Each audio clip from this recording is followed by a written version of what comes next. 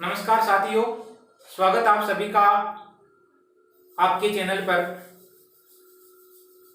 अपना optical isomerism चल रहा था।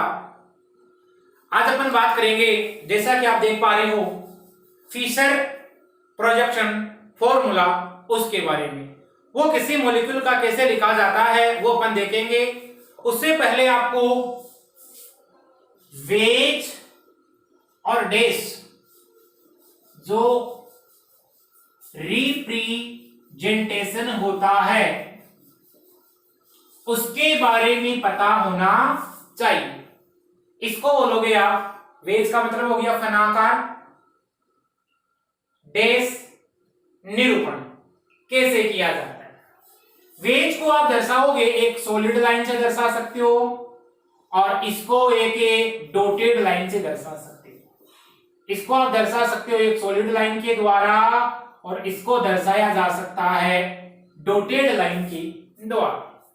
देखिए कैसे किया जाता है रिप्रेजेंटेशन, कैसे इसका निरूपण किया जाता है। अपने पास में क्या है, कोई टेट्राहेड्रल एटम है और टेट्राहेड्रल एटम जानते हो आप, वो इस प्रकार होगा अरेंज। अब उसी में मेरे को वेज और डेस पोजीशन दिखानी है। इसका मतलब आप जानते हो sp3 हाइब्रिडाइज्ड होता है। इसमें यदि मेरे को दिखाना पड़े वेज और डेस पोजीशन कौन सी है उसको देखना पड़े, तो देखिए इसको ऐसे दर्शाओगे आप, 13 है, ये आपका हो गया वेज और इस वेज को आप दर्शाओगे एक सॉलिड लाइन से और एक जो आपका होगा डेस, इसको आप दर्शाओगे डॉटेड लाइन की द्वारा। ये जो आपको दिखाई दे रहा है ये आपका लाइज कर रहा है एक प्लेन में, यानी जो आप पेपर लिख रहे हो या जिस चार्ट पे आप लिख रहे हो, इस ये प्लेन है, इस प्लेन में लाई कर रहे हो।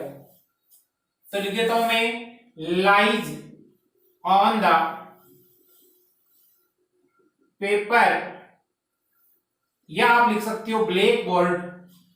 अपने पास में व्हाइट बोर्ड का व्हाइट बोर्ड भी लिख सकते हो।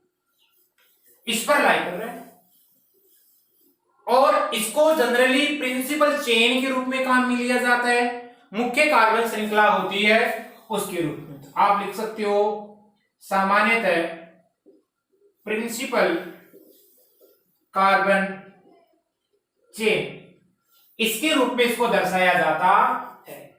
ये आपका हो गया डेस पोजीशन और ये आपकी क्या होगी solid line, veg position.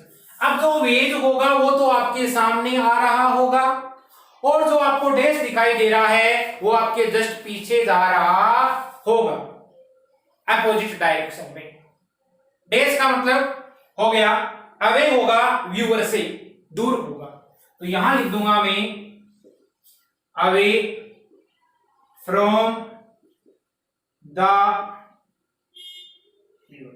Away का मतलब हो गया दूर, मतलब दृष्टा है उस दृष्टा से ये क्या होगा, दूर होगा। और जो आप देख रहे हो वेज वो आपके क्या होगा, टुवर्ड्स द व्यूअर होगा, मतलब आप जब देख पा रहे हो तो आपकी दृष्टा की ओर होगा। इसको आप बोल सकते हो टुवर्ड्स द व्यूअर, मीन्स दृष्टा की ओर होगा। ये तो हो गया वेज और डेस है, उसको किस प्रकार आप दर्शाते हो उसकी अपन ने बात की। अपन बात करने जा रहे हैं फिशर प्रोजेक्शन फॉर्मूला, उसकी बात करने जा रहे हैं। अब देखिए ये जो वेज डेस है ये कभी ये नहीं होगा, इस बात का आप ध्यान रखना, समझे। मतलब टेट्राहेड्रल एटम में आपको देखने को मिलेगा, इसमें देखने को नहीं मिलेगा। या आप इसको ऐसे भी बना सकते हो, इस वाले में आपको देखने को नहीं मिलेगा, या ऐसे बना सकती हो। केवल और केवल कहां मिलेगा आपको, टेट्राहेड्रल एटम में देखने को मिल सकता है ऐसा। चलो बात करने जा रहे हैं अपना जो आज का विशेष टॉपिक है फिशर प्रोजेक्शन फॉर्मूला, और अपन यहां से देख लेंगे आगे जो आप देखते हो रिलेटिव कॉन्फ़िगरेशन, उसका लेक्चर अपन ने करवा रखा है और करवा देंगे आपको। चलो देखो फिशर प्रोजेक्शन फॉर्मूला की बात करते हैं।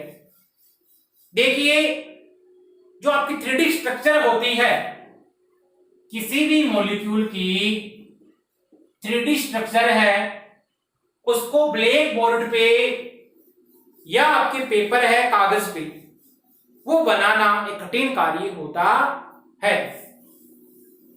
और इसको आप बना सकते हो केवल और केवल किसमें, 2D रूप में, यानी प्लेन में पेपर में बनाओगे आप, श्यामपट्ट पे बनाओगे तो केवल और केवल 2D इसकी जो फॉर्म है, इसका द्विविमीय चित्र है या द्विविमीय रूप है, आप केवल वो ही बना पाते हो और नहीं बना पाते हो। अब देखो इसमें क्या होगा, एक असममित कार्बन परमाणु होगा। आप सभी जानते हो कायरल सेंटर जिसमें प्रेजेंट है, मीन्स वो कार्बन एटम आपका कैसा हो जाएगा, असममित कार्बन एटम होता है। ये फंडा यहां आपका हो गया क्लियर। चलिए इसके लिए अपन क्या करते हैं, दो काटती हुई रेखा खींचते हैं। जब भी कभी फिशर प्रोजेक्शन फॉर्मूला बनाते हैं, दो काटती हुई रेखा खींची जाती है। इसमें एक रेखा आपकी हॉरिजॉन्टल होती है और एक जो लाइन आपकी होती है वो हमेशा वर्टिकल होती है। इसको आप बोलोगे वर्टिकल लाइन और इसको आप बोलोगे हॉरिजॉन्टल लाइन। ये तो आपकी होगी क्षैतिज रेखा और ये आपका क्या हो गया, ऊर्ध्वाधर रेखा होगी। यानी कागज पे काटते ही दो रेखा खींची जाती है। चलिए इस वाले पे जो ये होगा सेंटर, इसको आप क्या बोलोगे, किरेल कार्बन या कायरल सेंटर बोल दोगे। इसका मतलब ये कैसा हुआ, एसिमेट्रिक, या जिसको आप क्या बोल सकते हो, असममित अणु हो गया। असममित अणु इसलिए बोला इसको क्योंकि कार्बन की जो चारों वैलेंसी आपको दिखाई देगी वो डिफरेंट डिफरेंट आपको देखने को मिलेगी, इसी कारण इसको असममित यहां पर बोला जाता है। ध्यान रखना इसमें नंबरिंग कहां से करते हैं, मुख्य जो आपका फंक्शनल ग्रुप आएगा, क्रियात्मक समूह आएगा, उसको क्या रखोगे आप, ऊपर रखोगे। इसका मतलब मुख्य जो कार्बन होगा उसको आप क्या रख सकते हो, ऊपर रख सकते हो। इस लाइन को मैं से बोल सकता हूं, मुख्य जो कार्बन है उसको आपको रखना पड़ेगा ऊपर की ओर। क्लियर है। चलो अब चलते हैं अपन ऊपर से नीचे की ओर। तो नंबरिंग आपको ऊपर से नीचे की ओर भी कर सकते हो आप, और ऊपर से नीचे की ओर भी कर सकते हैं, नीचे से ऊपर की ओर भी कर सकते हो।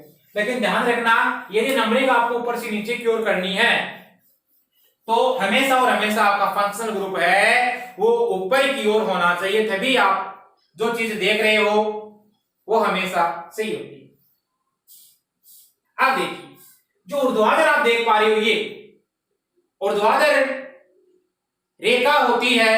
इस वाला जो कार्बन आपको दिखाई देगा, मान लो ये C1 कार्बन यहां उपस्थित है, तो C1 कार्बन होगा वो ऊर्ध्वाधर रेखा के ऊपरी सिरे पर होगा। समझे मेरी बात को। चलो और यदि आप बात करोगे वर्टिकल होगा, वर्टिकल है यानी ऊर्ध्वाधर, अब वो नीचे झुका हुआ भी हो सकता है। क्लियर है। इसी में यदि आप वेज देखना चाहो तो देख सकते हो आराम से, कोई दिक्कत नहीं। ये आपका हो जाएगा इधर वेज। अब वेज वाली मैंने कौन से बोली आपको पता होगा, ये आपका हो गया वेज, और इधर आप क्या करोगे, डैश। ये डैश हो गया, ये आपका वेज हो गया। जैसे कोई मॉलिक्यूल है मेरे पास में, ये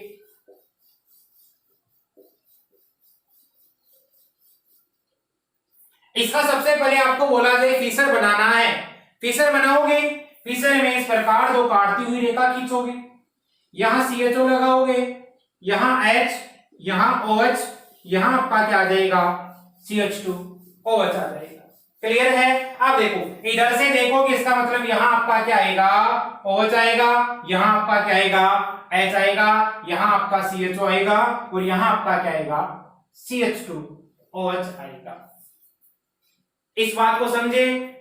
टेट्राहेड्रल में भी आप अरेंज में भी देख सकते हो, इस प्रकार वेज डैश लगा के देख सकते हो, इस वाले में भी आप देख सकते हो आराम से, कोई दिक्कत नहीं है। फंडा क्लियर है? ए है, यहां पर कोई बी एटम लगा हुआ है, यहां सी लगा हुआ है और यहां डी एटम लगा हुआ है। अब आप जब देखोगे इधर से जाके आपकी आई को यहां रखी, यहां अपनी आई को प्लेस कीजिए और जब आप यहां से देखोगे तो आपको जस्ट आपकी तरफ आता हुआ कौन दिखाई दे रहा है बी, इसके पीछे कौन लाई कर रहा है आपका ए। तो आप इसको इस प्रकार बना सकते हो क्या, यहां डॉट डॉट, समझे? तो आप इसको ऐसे बना सकते हो और इसको आप ऐसे बना सकते हो, कोई दिक्कत नहीं है। अब देखो सॉलिड लाइन और आपकी ये डैश लाइन है, इस पर आप लगा सकते हो वेज और डैश वाला और वहां से आप फिशर प्रोजेक्शन फॉर्मूले में वैल्यू रख के देख सकते हो या जो आपके एटम्स वगैरह होते हैं उनको लिख कर देख सकते हो। अब देखो अपन बनाते हैं किसी के या किसी मॉलिक्यूल के फिशर प्रोजेक्शन सूत्र, देखते हैं। देखो जैसे कि मेरे पास में कंपाउंड है जिसको आप सभी जानते हो ग्लिसर एल्डिहाइड, इसमें क्या होगा CHO।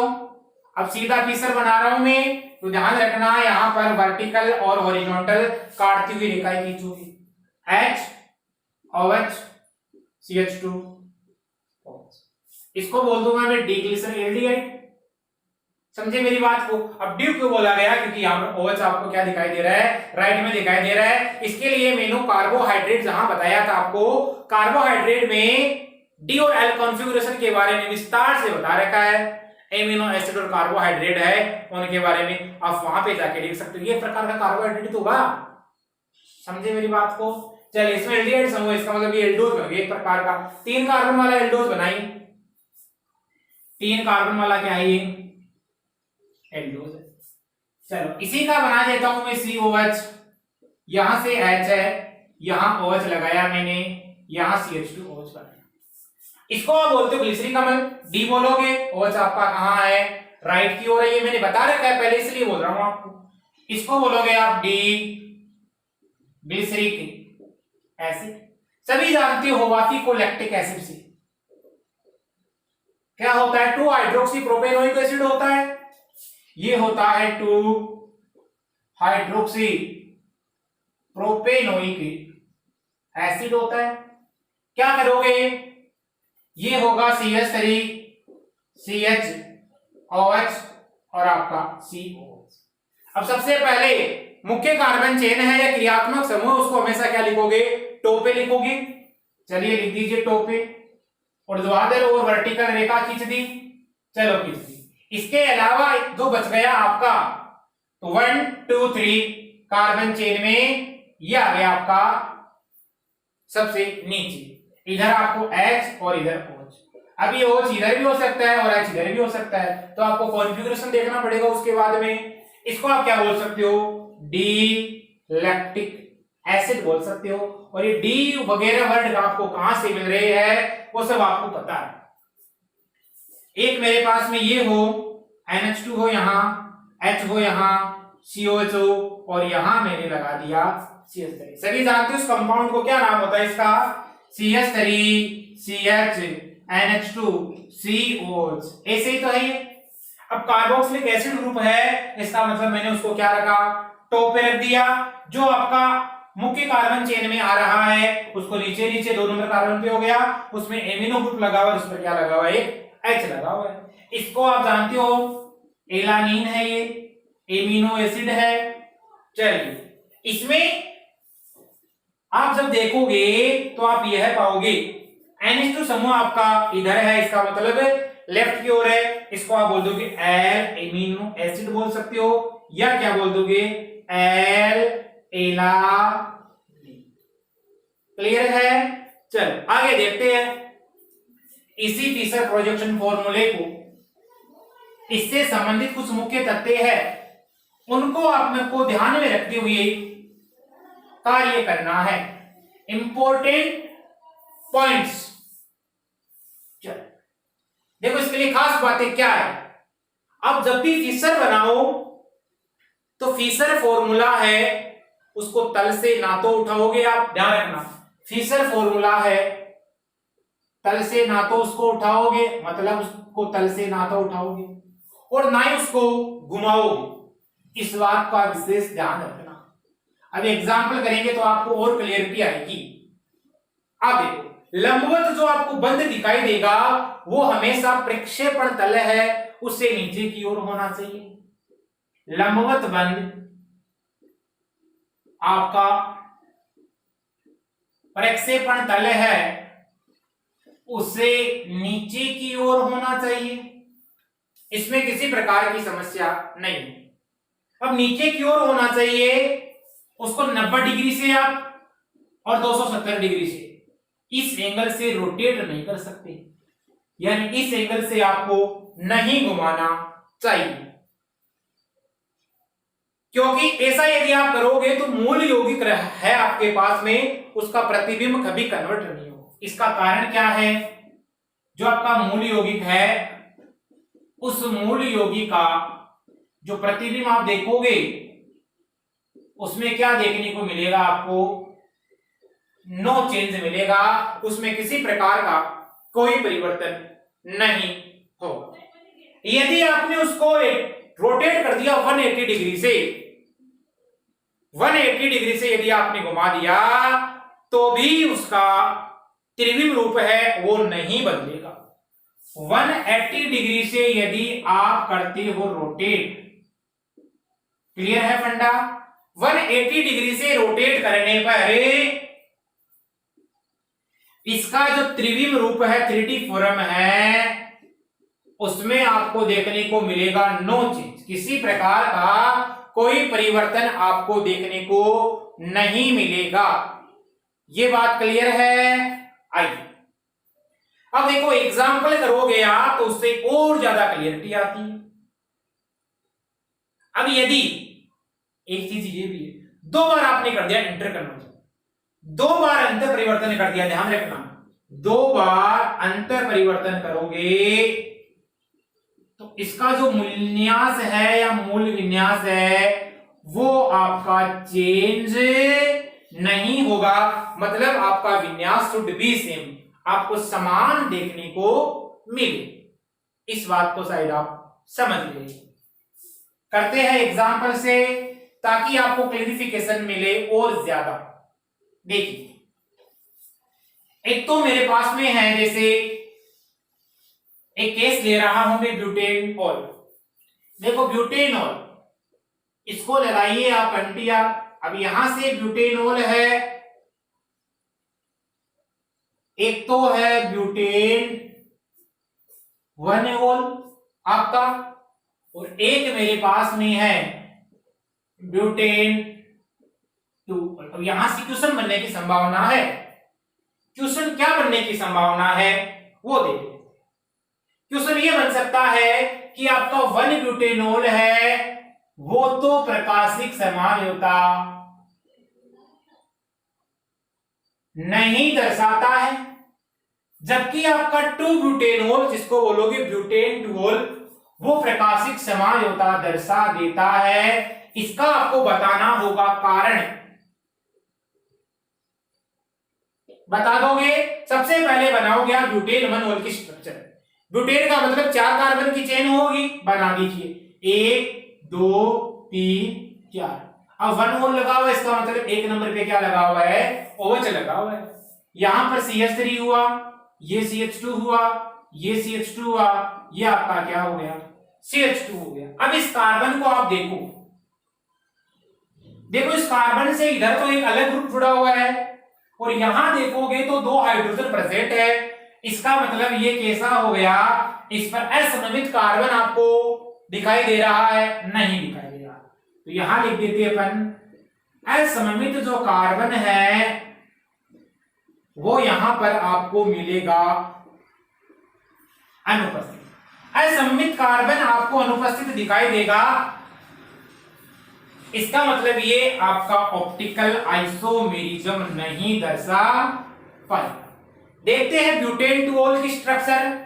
1 2 3 4 टूओल, इसका मतलब 2 नंबर पे आपका लगा हुआ होगा कोई OH ग्रुप लगा हुआ होगा। ये मैंने लगा दिया यहां 2 नंबर पे कोई OH ग्रुप लगा। क्लियर है फंडा? CH3, बाकी की वैलेंसी आप किसके द्वारा पूर्ण कर दोगे? हाइड्रोजन के द्वारा पूर्ण कर दोगे। जब आप इस कार्बन को नोटिस करोगे तो ये आपको कार्बन कौन सा दिखाई दिया? असममित कार्बन दिखाई दिया या नहीं दिया? मीन्स किरेल कार्बन हुआ या नहीं हुआ? हो गया। असममित कार्बन है, इसी को आप क्या बोलोगे? किरेल कार्बन बोलोगे। और इसमें किरेल कार्बन है, एक किरेल कार्बन है, तो आपकी श्योरिटी क्या है कि वो आपको ऑप्टिकल एक्टिविटी दिखाएगा। इसका मतलब यौगिक प्रकाशिक समावयवता को दर्शाता है। जबकि इसमें तो किरेल कार्बन है ही नहीं, असममित कार्बन है ही नहीं, तो ये ऑप्टिकल एक्टिविटी कैसे शो कर पाएगा? क्लियर है? चलो, इसको यदि मैं वेज बेस में दिखाना चाहूंगा उस वाले को, मिथाइल ग्रुप हो गया आपका, ये आपका डैश हो गया, इधर कार्बन हो गया। चलो, इसको यदि आप नोटिस करोगे तो आपको यहां हाइड्रोजन मिलेगा, इधर आपको क्या मिल सकता है? CH2OH ग्रुप मिल सकता है, और वेज पे आपको क्या मिल सकता है? CH2CH3 मिल सकता। देखो, इसी का मैंने क्या बना दिया? फनाकार डैश प्रक्षेपण सूत्र बना दिया। इसको बोलते हैं फनाकार। फनाकार मीन्स वेज डैश, फनाकार डैश प्रक्षेपण सूत्र बन जाता है आपका ये। फनाकार डैश प्रक्षेपण सूत्र। बोलो बना या नहीं बना? बन गया। तो ध्यान रखना, ये क्वेश्चन आ सकता है क्योंकि आया हुआ है पहले, इसलिए आपको मैं बता रहा। चलिए, और बात करने जा रहे हैं अपन, क्या क्या होता है आइए देखते हैं। देखिए, इस बात को ध्यान रखना, ब्यूटेन टूओल है, ऑप्टिकल एक्टिविटी शो करेगा, वन और नहीं करेगा, कारण मैंने बता दिया है आपको। आइए और करते हैं, कुछ एग्जाम्पल करते हैं। देखो, मैंने बोला था 2 बार अंतर परिवर्तन करोगे तो उसका जो विन्यास है वो चेंज नहीं हो पाएगा। कैसे? उसकी बात करते हैं। देखिए, यहां मेरे पास में CHO, यहां मेरे पास में CH2OH, यहां H है, यहां OH है। इसको क्या बोलोगे आप? ग्लिसर। सभी जानते हो, अच्छी तरीके से जानते हो, बिल्कुल वाकिफ हो। देखो, मैंने इंटरचेंज इनमें किया, आप एक बार इनमें इंटरचेंज कर सकते हो। चलिए, इवन इंटरचेंज करूंगा, ध्यान रखना, इवन का मतलब 2 बार। फर्स्ट इंटरचेंज किया मैंने। अब देखो, ये चीज जब आपको समझ में आएगी जब आप पढ़ोगे इसका RS नोमेनक्लेचर। अभी नेक्स्ट अपनी जो क्लास रहेगी वो RS नोमेनक्लेचर के ऊपर ही रहेगी, इसमें जिसको आप बोलते हैं एब्सोल्यूट कॉन्फ़िगरेशन। वहां पर ये चीज क्लियर होगी कि वास्तव में ये विन्यास तीसरा जो आपको कंपाउंड प्राप्त हुआ उसके समान कैसे है। अभी तो केवल आप समझ लो उस बात को। देखिए, इसमें मैंने इंटर कन्वर्जन किया, मुख्य कार्बन श्रृंखला है, उसको तो आपको छेड़ना ही नहीं है। सेकेंड इंटरचेंज कर दो आप। इवन चेंजेस का मतलब जानते हो क्या? इवन मतलब है 2 4 6 8 सब नंबर की बात कर रहा हूं मैं। Even changes. अब देखो, आप इसमें चेंज कर दो, इसमें चेंज करोगे तो CHO, यहां आपका हो जाएगा CH2OH, यहां हो जाएगा HO, और यहां हो जाएगा। इसमें भी चेंज कर सकते हो, कोई दिक्कत नहीं। अब देखो आपको हाइड्रोजन की स्थिति देखनी पड़ेगी जब आप आरएस नोमेनक्लेचर पढ़ोगे, नेक्स्ट लेक्चर अपना ये रहेगा, तो वहां यदि आपको हाइड्रोजन हॉरिजॉन्टल में मिले तो वहां पर आपको उसका जो कॉन्फ़िगरेशन आता है वो चेंज कर देना है। चलो, इसका और इसका विन्यास हमेशा क्या होगा, आपका सेम देखने को मिलेगा। क्लियर है फंडा? चलिए और बात करने जा रहे हैं अपन, आप देखते जाइए किस प्रकार क्या होने जा रहा है उसकी बात करेंगे। देखिए अब देखो अपन बात करेंगे डीएल कॉन्फ़िगरेशन की, क्योंकि डीएल कॉन्फ़िगरेशन अपन ने पहले कर लिया है और आप सभी जानते हो उसको बोला जाता है रिलेटिव कॉन्फ़िगरेशन। चलिए एक बार नजर दौड़ा लेते हैं उसकी ओर। इसके लिए आपको डिस्क्रिप्शन बॉक्स में लिंक मिल जाएगा, मैंने एमिनो एसिड है और उन सब का वहां करवा दिया है कार्बोहाइड्रेट का। यहां लिख रहा हूं मैं DL, या इसको इस प्रकार लिख सकते हो आप DL। ध्यान रखना कैपिटल है यहां पर, स्मॉल नहीं है। DL कॉन्फ़िगरेशन, और इस DL कॉन्फ़िगरेशन को आप बोलते हो रिलेटिव कॉन्फ़िगरेशन। मीन्स ये आपका हो गया एक प्रकार का सापेक्ष विन्यास। देखिए अब इसको सापेक्ष विन्यास क्यों बोला गया, क्योंकि किसी ज्ञात विन्यास वाले यौगिक के आधार पर किसी दूसरे यौगिक का यदि विन्यास दिया जाता है उसको आप बोलोगे सापेक्ष विन्यास।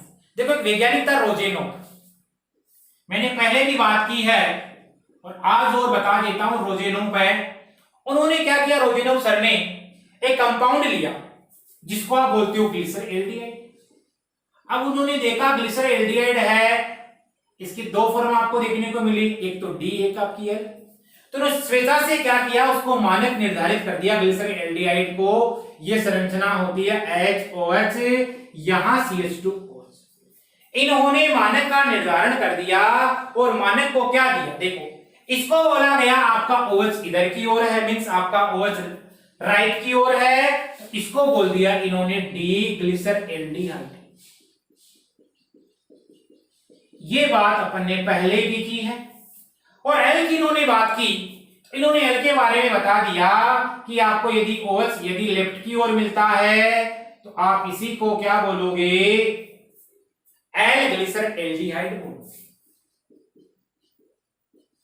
एल ग्लिसर एल्डिहाइड बोलोगे।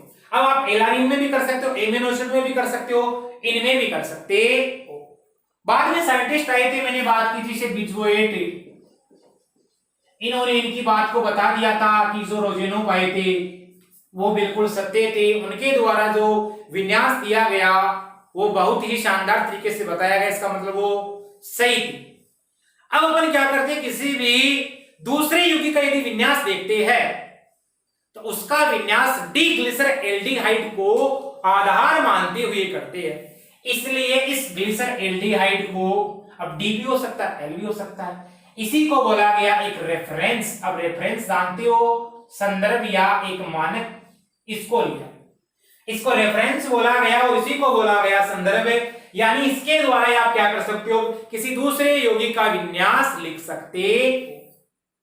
चलो, और ये किसमें हो सकता है, ये केवल और केवल आपको देखने को मिलेगा असममित जहां कार्बन उपस्थित हो, मींस कहां, किरेल कार्बन हो।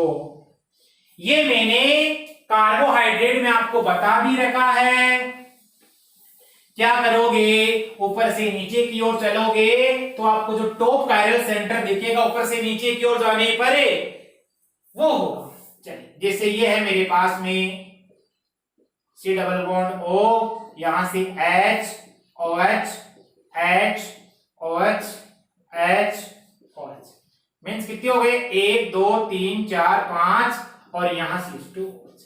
देखो ये क्या है आपको पता है। चलो, इसमें क्या है, कीटोनिक ग्रुप उपस्थित है और ये आपकी होती है फ्रक्टोज होती है। चलो, ऊपर से नीचे की ओर चले, टॉप कायरल सेंटर आपको ये मिला, विन्यास देखा आपने।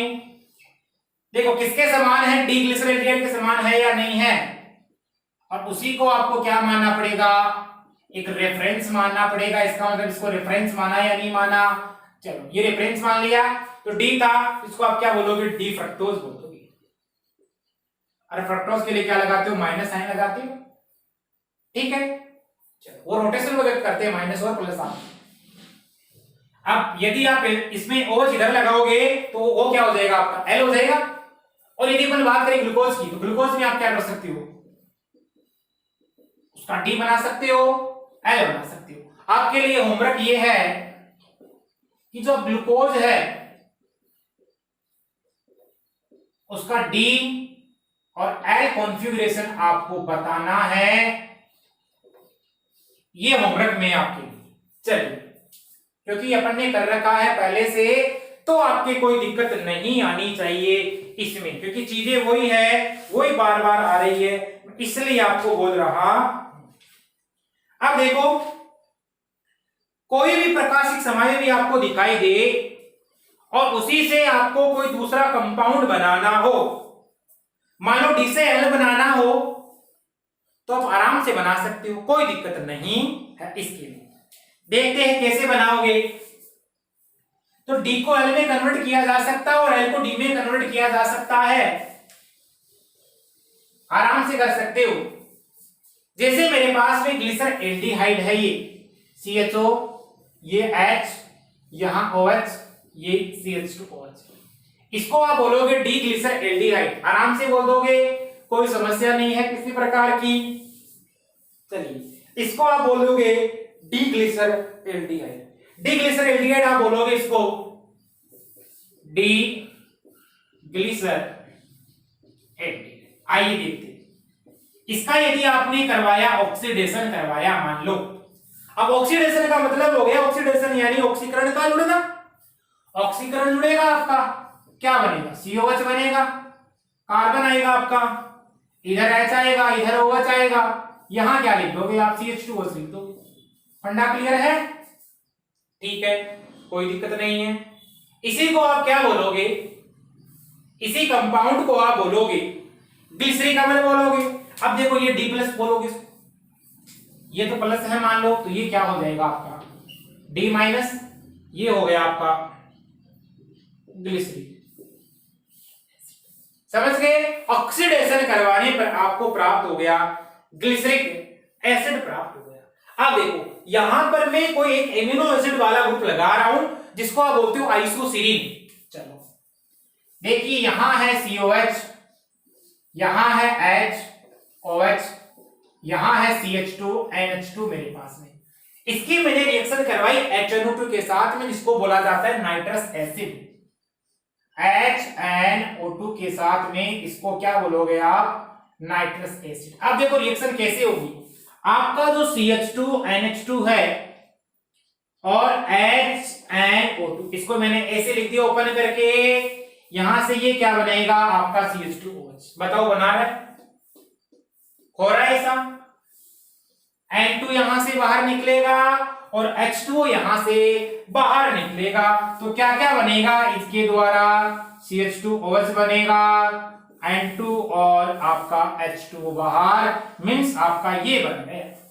इस कंपाउंड को बोलोगे आप आइसोसीरीन। ये जो कंपाउंड दिख रहा है ना आपको, इसको आप क्या बोलोगे, आइसोसीरीन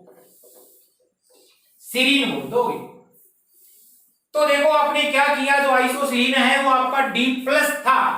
D प्लस क्यों था, क्योंकि OH आपको पता ही है आपका किधर है, राइट की ओर है, तो आप इसको D प्लस बोल दो, कोई दिक्कत नहीं है। और प्लस और आपके माइनस है वो सभी एक प्रकार से आपको एक्सपेरिमेंट से मिले हैं। और यदि कुछ करना चाहे तो आप और एग्जांपल भी कर सकते हो, आराम से बता सकते हो। चलिए उसी आइसोसीरीन को लोगे आप, और आइसोसीरीन को लेते हुए चलोगे, क्या क्या करवाओगे उसका। देखो आइसोसीरीन वो लिया मैंने, COH, इधर H आपका, इधर OH है, CH2 NH2, इसको आप क्या बोला आपने, आइसोसीरीन बोल दिया। कैसा है, D प्लस वाला है। इसकी रिएक्शन यदि आप करवाते हो, देखो दो है, इसकी रिएक्शन एक बार तो आप करवाओगे HNO2 के साथ। चलिए अब देखो, आपको यहाँ HNO2 मिल सकता है, HBr मिल सकता है, डायरेक्ट प्रोडक्ट भी मिल सकता है। अब मैं अलग अलग स्टेप को लेके इसकी रिएक्शन करवा रहा हूं। अभी अपन ने देखा था HNO2 के साथ रिएक्शन हुई थी तो ये एल्कोहल में गया था। नाइट्रस एसिड है, प्राथमिक एमिन जब उसके साथ क्रिया करता है नाइट्रस एसिड के साथ में तो वो बना देता है एल्कोहल। कौन सा एल्कोहल बनाता है? प्राथमिक एल्कोहल बना देता है। किसी प्रकार की समस्या नहीं है। चलिए देखते हैं, इसके साथ रिएक्शन हुई, आपका H, आपका OH, आपका CH2OH। क्या बोला था आपने? इसको ग्लिसरिक एसिड बोला था। क्लियर है? और ग्लिसरिक एसिड आपका क्या था? इसको आप माइनस लिख सकते हो, क्या लिखा जा सकता है? ये सब चीजें मैंने बता रखी है। माइनस क्यों लिखा गया है, प्लस क्यों लिखा गया है, जब आपने वहां कार्बोहाइड्रेट को देखा था। अब देखो, इसकी रिएक्शन यदि मैं करवाता हूं HBr के साथ में, HBr के साथ करवाने पर यहां से क्या निकलेगा बाहर?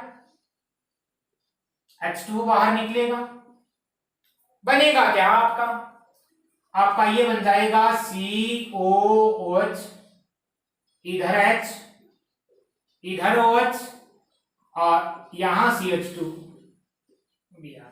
अब इस कंपाउंड का यदि आप नाम लिखना चाहो तो आईपीसी नाम ही लिखोगे। चलो नाम क्या लिखोगे? 3 पे क्या लगा हुआ है? ब्रोमो लगा हुआ है। 2 पे क्या लगा हुआ है? हाइड्रोक्सी लगा हुआ है। तो देखो ब्रोमो पहले आएगा, 3 पे ब्रोमो, 2 पे हाइड्रोक्सी और 3 कार्बन है। इसका मतलब क्या बोल दोगे? इसको प्रोपेनोइक एसिड बोल दोगे। ये हो गया 3 ब्रोमो 2 हाइड्रोक्सी प्रोपेनोइक एसिड हो गया। अब यदि इसकी रिएक्शन आप जिंक से करवाओगे तो आपको यहां पर जिंक क्या करता है? प्रोटॉन दे देता है। देखिए, यदि जिंक के साथ करवाओगे तो जिंक की खासियत ये, यहां पर ये प्रोटॉन प्रोवाइड कर रहा है। मींस आपका यहां से Br माइनस निकलेगा, ये Br निकल जाएगा और आपका क्या बन जाएगा? आप देखना HOH और CH3। देखे क्या कंपाउंड बना आपका। ये जो कंपाउंड आपका बना इसको आप क्या बोलते हो? लैक्टिक अम्ल बोलते हो या नहीं बोलते हो? और D वाला और कौन से वाला? प्लस वाला। तो देखो, आपने D प्लस से वापस D प्लस प्राप्त कर लिया, किया या नहीं किया? कर लिया। यहां से ये Br आपका बाहर निकल जाएगा HBr के साथ में जुड़कर। चलो एक छोटी सी बात को ध्यान रखना, आपका कैपिटल D और L और आपका स्मॉल d और आपका स्मॉल l, इनमें अंतर देखते, डिफरेंस देखते। देखिए कैपिटल D और आपके स्मॉल l है, ये जो कैपिटल D और स्मॉल l या स्मॉल d या स्मॉल, कैपिटल D और कैपिटल L की बात करेंगे तो ये एक प्रकार के सिद्धांतिक मान होते हैं। और ये कैसे मान होते हैं? एक प्रकार के प्रायोगिक मान होते हैं। यानी DL है जो स्मॉल है, उनको आपको प्रायोगिक रूप में ही देखा जा सकता है। ये जो दिखाई दे रहे हैं आपको कैपिटल D और L, ये केवल अणु की संरचना की व्याख्या करते हैं। ये क्या करते हैं? किसी अणु की संरचना की अपने को जानकारी देते हैं। क्लियर है? और ये क्या बताते हैं? आपको प्रकाशिक गुण के बारे में बताते, मीन्स ये विन्यास भी बताते होंगे आपको, बताते, आप देख के बता सकते हो विन्यास क्या है। प्रयोगों द्वारा आप देखोगे D और L, इसका मतलब ये क्या बताते हैं? आपको प्रकाशिक गुण को बताते हैं। मतलब आपस में इनका कोई रिलेशन नहीं है, आपस में इनका कोई संबंध नहीं है, आपस में ये कोई संबंध नहीं रखते। अब देखो, आपका कैपिटल D वाला है वो स्मॉल l भी हो सकता है, स्मॉल वाला आपका क्या हो सकता है? कैपिटल D भी हो सकता है। ध्यान रखना, कैपिटल D वाला आपका स्मॉल l भी हो सकता है। क्लियर है? और आपका कैपिटल L वाला स्मॉल d भी हो सकता है। मींस इनका आपस में कोई रिलेशन नहीं है। ये कतई मान के तुम नहीं चलना कि capital D L small D और स्मॉल एल आपके क्या है, समान है। अब देखो स्मॉल डी आप कब लिखोगे और कैपिटल डी आप कब लिखोगे उसकी बात करते हैं। देखो स्मॉल डी कहां लिखा जाएगा, स्मॉल डी तो वहां लिखा जाएगा जब पीपीएल को कोई कंपाउंड या पीपीएल डालोगे किसी कंपाउंड पर तो वो उसको दाईं ओर घुमा देगा। यदि पीपीएल डालने पर दाईं ओर घुमा देगा उसके लिए तो आप क्या काम में लोगे, डी काम में लोगे। बाईं ओर घुमा देगा उसके लिए क्या काम में लोगे आप, स्मॉल एल काम में लोगे। फंडा क्लियर है, यहां पर कोई दिक्कतें नहीं है। अब प्लस और जो माइनस चिन्ह है आपके, ये आप देखते हो प्रकाशी गुण के लिए प्लस और माइनस की बात करेंगे, प्लस और आपके माइनस। प्लस तो बताता है दक्षिण ध्रुवण घूर्णन को, ये मैंने करवा रखा है पहले भी, और आपका माइनस बताता है वाम ध्रुवण घूर्णन।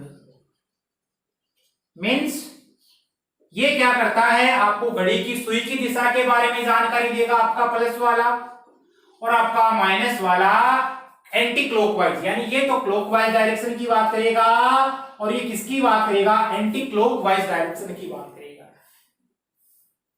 यहां तक आप समझ गए होंगे किस प्रकार इनमें आपस में रिलेशन है या नहीं है, उसकी अपन ने बात की। तो ये अपन ने देखा रिलेटिव कॉन्फ़िगरेशन। नेक्स्ट क्लास अपन मिलते हैं एब्सोल्यूट कॉन्फ़िगरेशन के साथ में, आरएस नोमेनक्लेचर कैसे लिखा जाता है किसी कंपाउंड का। यदि आपको वीडियो क्लास पसंद आई तो इसको अधिक से अधिक अपने यार दोस्तों में शेयर करें। मिलते हैं अपन अगले क्लास में आरएस नोमेनक्लेचर के साथ में, तब तक के लिए थैंक्स, ऑल द बेस्ट।